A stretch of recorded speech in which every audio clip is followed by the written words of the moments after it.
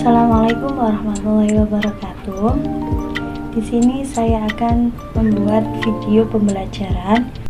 Perkenalkan, nama saya Nur Insia Sakina, NIM 2184202056. Dengan dosen pengampu saya Nurina Ayuni Tias, SPD MPD. Di sini saya akan menjelaskan tentang bangun ruang. Mata pelajaran matematika, lebih tepatnya pada kelas 5 sekolah dasar. Di sini saya akan menjelaskan detail dari pengertian dan unsur serta jenis dan rumus. Pengertian dan unsur bangun ruang.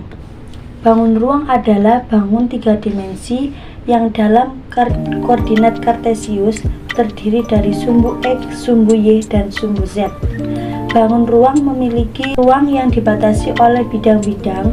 Ruang dalam bangun ini bisa diisi oleh objek, sehingga bangun ruang bisa diukur muatan isinya atau volumenya. Ciri-ciri dan unsur bangun ruang sebagai berikut. Yang pertama, memiliki volume, luas permukaan, dan jari-jari. Bangun ruang juga disusun dari 3 unsur, yakni panjang, lebar, dan tinggi. Untuk yang kedua, volume bangun ruang adalah banyaknya objek untuk mengisi ruang dari bangun ini. Adapun satuan bangun ruang adalah liter, sedangkan apabila menggunakan satuan panjang maka ditambah kubik atau pangkat 3. Yang ketiga, luas permukaan bangun ruang adalah luas bidang seluruh permukaan bangun ruang. Luas permukaan dari suatu bangun ruang juga bisa dihitung melalui luas jaring-jaring bangun ruang tersebut. Yang keempat, jaring-jaring bangun ruang adalah bangun 2 dimensi untuk menutup seluruh bangun ruang. Jaring-jaring ini apabila dilipat atau disusun akan membentuk bangun ruang. Jenis dan macam-macam bangun ruang. Namun, untuk sekolah dasar hanya dipelajari beberapa bangun ruang beserta volume dan luas permukaannya. Berikut bangun ruang dan rumusnya. Pertama, ada kubus. Kubus adalah bangun ruang yang terbentuk dari bangun persegi yang kongruen. Banyak bangun persegi penyusun kubus adalah 6 bidang. Coba dilihat gambar sebelahnya. Itu ada gambar kubus, di mana gambar kubus itu terbentuk dari sudut A, B, C, D, E, F, G, H. Nah, apa sih yang dimaksud bidang itu? Bidang itu yang berbentuk persegi. Nah, kubus ini akan persegi yang kongruen, di mana bidang ini berbentuk persegi yang menyusun menjadi kubus. Yang mana sih bidang itu? Kenapa kok dibilang kubus itu ada 6 bidang? Coba kita cek. Yang dinamakan bidang itu terbentuk dari sudut A, sudut B, dan sudut C, dan sudut D. Itu bidang yang pertama. Untuk bidang yang kedua, A, B, F, E. Itu bidang yang kedua. Bidang yang ketiga, B, F, G, C. Bidang yang keempat, C, G, H, D, C. Bidang yang kelima, H, E, A, D. Bidang yang keenam, E, F, G, H. Itulah yang dinamakan bidang. Makanya itu kubus itu terdiri dari 6 bidang. Selanjutnya, kubus memiliki 6 sisi persegi yang sama besar, 8 titik sudut, dan 12 rusuk. Volume kubus dan luas permukaan kubus bisa dihitung dengan menggunakan rumus pada gambar berikut. Nah, yang dimaksud 6 sisi itu sama dengan bidang. Untuk yang 8 titik sudut itu yang terdapat pada yang sudut yang ada pada abjad dari huruf, seperti sudut A, sudut B, sudut C, sudut D, dan lain sebagainya. Untuk yang dinamakan rusuk itu garis A dan garis B itu rusuk yang pertama, rusuk yang kedua B dan C itu rusuk yang kedua, dan rusuk yang ketiga terbentuk dari C dan D. Nah, itu yang dinamakan rusuk. Maka dari itu kubus dinyatakan mempunyai 12 rusuk, 6 bidang, 6 sisi persegi yang sama besar, dan 8 titik sudut. Kubus dan luas permukaan kubus bisa dihitung dengan menggunakan rumus pada gambar berikutnya. Nah, ini rumus kubus. Yang pertama, yang sebelah kanan itu ada rumus, yang sebelah kiri itu ada nama. Volume dilambangkan dengan huruf V besar atau huruf V kapital, di mana V sama dengan S kali S kali S. Yang dimaksud S itu adalah sisi. Jadi sisi kali sisi atau sama dengan sisi pangkat 3. Nah, luas permukaan dinamakan L. L sama dengan 6 dikali sisi dikali sisi, atau lebih tepatnya L sama dengan 6 dikali sisi kuadrat. Rusuk dilambangkan dengan S besar.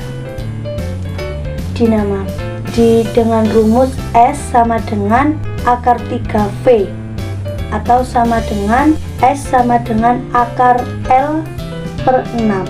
Dari gambar di atas dapat diketahui bahwa volume kubus merupakan hasil perkalian rusuk-rusuknya sebagai 3 kali, sehingga untuk mencari panjang sisi atau rusuk menggunakan akar pangkat 3 dari volume kubus.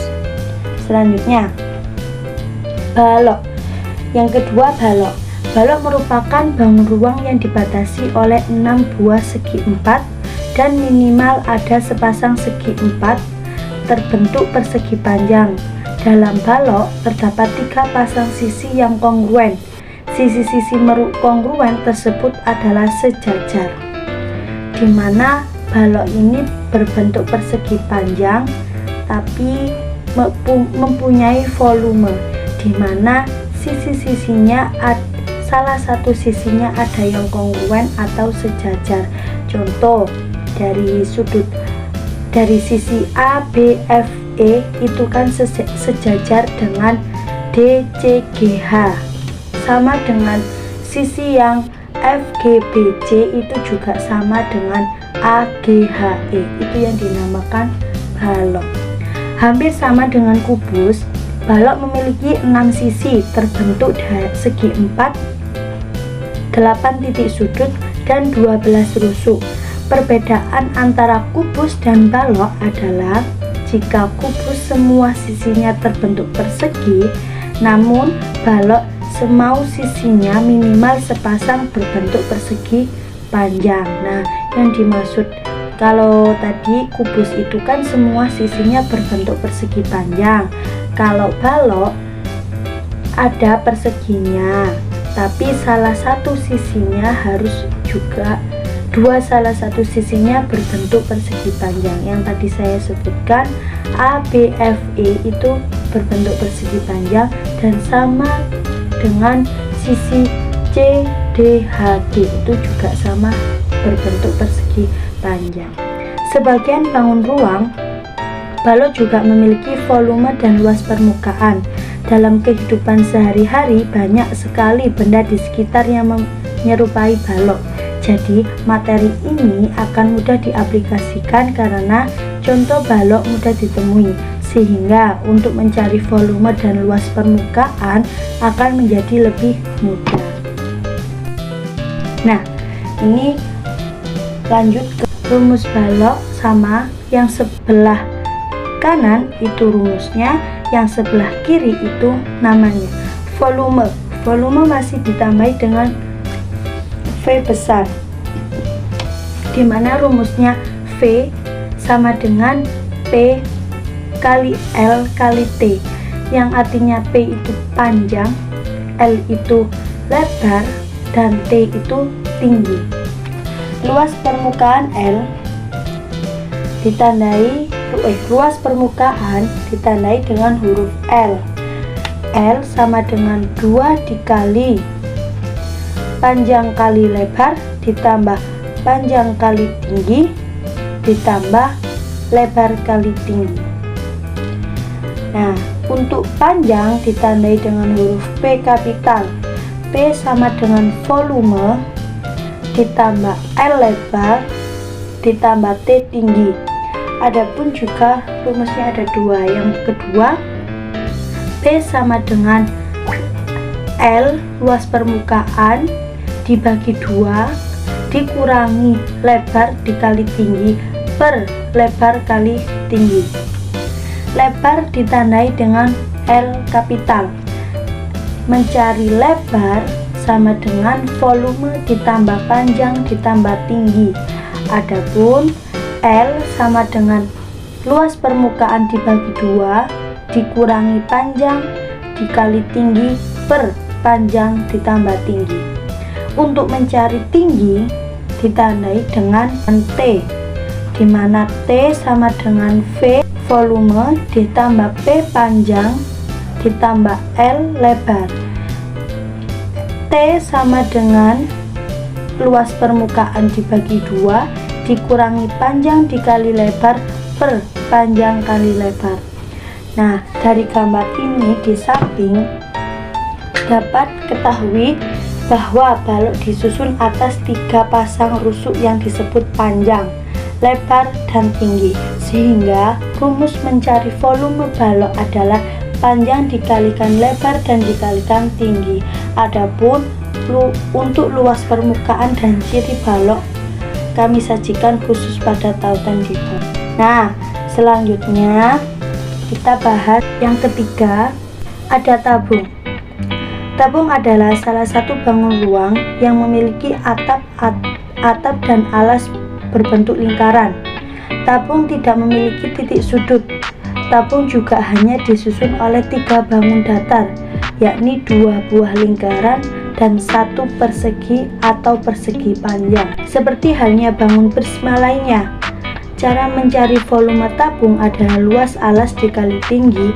Dikarenakan alas berbentuk lingkaran, maka sangat penting bagi siswa juga harus mengetahui cara mencari luas lingkaran. Nah, ini dimana T kecil di tengah ini itu tingginya. Ini gambar tabung. Coba kita lihat dan rumusnya dari tabung untuk mengetahui luas lingkarannya. Rumus tabung, dimana yang di bawah ini ada sisi alasnya yang berbentuk muter, ini adalah sisi selimut, dan yang di atas ini sisi atasnya yang tegak lurus ini tingginya, yang dari titik sudut ke salah satu titik di lingkaran itu dinamakan jari-jari. Kalau menghubung dari titik lingkaran ke titik lingkaran yang lainnya, pojok ke pojok, itu dinamakan diameter. Nah, yang dinamakan rusuk inti. Jadi sudah ada panahnya sendiri.